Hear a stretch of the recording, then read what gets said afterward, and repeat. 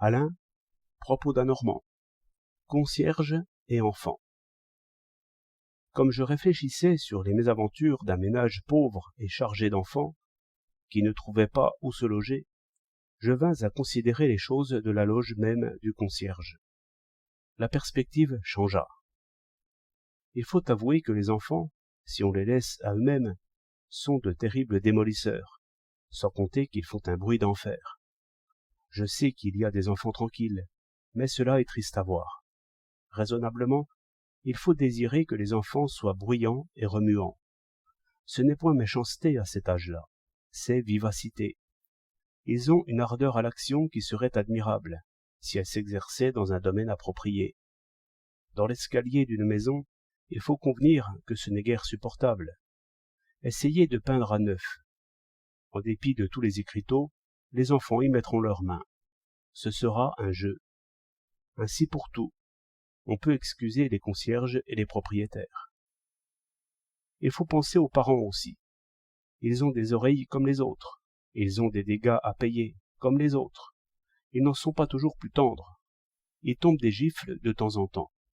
Il n'est même pas rare de saisir une certaine animosité entre parents et enfants, qui me touche peut-être encore plus que les discussions entre les parents et les concierges. De toute façon, les parents qui ont beaucoup d'enfants portent une lourde charge, et les enfants n'ont pas l'enfance qu'il faudrait. J'en conclus que Platon n'a pas parlé tout à fait par jeu, lorsqu'il voulait que les enfants fussent séparés de leur mère et élevés en commun. Sans forcer l'idée, on peut convenir que, pendant le jour tout au moins, l'enfant serait mieux à l'école que chez lui. Je m'imagine de belles écoles, avec de larges espaces, pour la course, pour la culture, pour le terrassement. J'y vois les enfants qui crient, qui courent, qui inventent, qui détruisent. Surveiller d'ailleurs et discipliner, ce n'est pas difficile, si l'on a des maîtres assez nombreux, assez bien choisis, assez bien payés. L'expérience fait voir qu'un gamin qui est terrible chez lui peut être discipliné à l'école. Cela vient de ce qu'il est alors citoyen.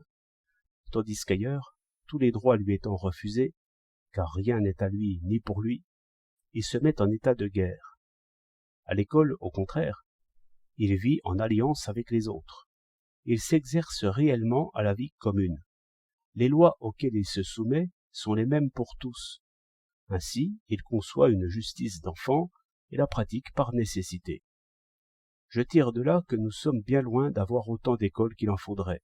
Cela coûte cher, j'en conviens. Mais ce sont ceux qui n'ont pas d'enfants qui trouvent que cela coûte cher. Or, voyons, n'est-il pas juste que ceux qui n'ont pas d'enfants paient pour ceux qui en ont? De vraies écoles, pour le travail et pour les jeux.